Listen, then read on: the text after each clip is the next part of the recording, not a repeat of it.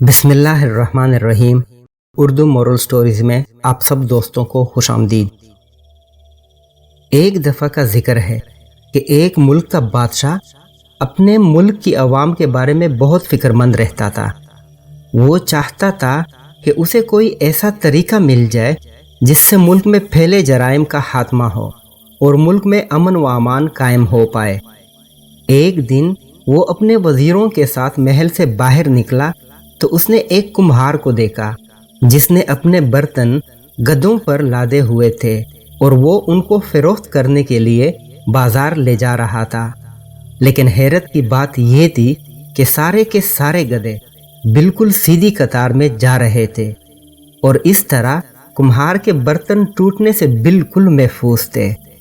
بادشاہ نے جب یہ منظر دیکھا تو بڑا حیران ہوا اور اس نے کمہار سے پوچھا کہ تمہارے سارے گدھے قطار میں جا رہے ہیں، تم انہیں کس طرح سیدھا رکھتے ہو؟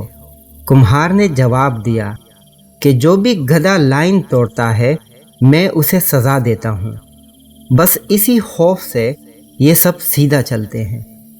بادشاہ نے کہا، کیا تم ملک میں امن قائم کر سکتے ہو؟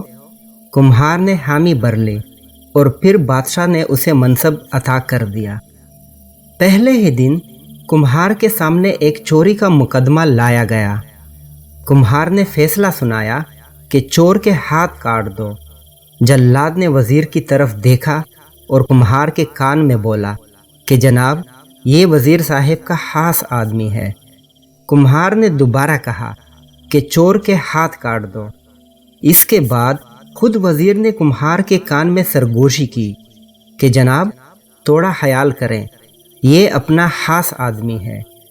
کمہار بولا، چور کے ہاتھ کاٹ دیے جائیں اور سفارشی کی زبان کاٹ دی جائے۔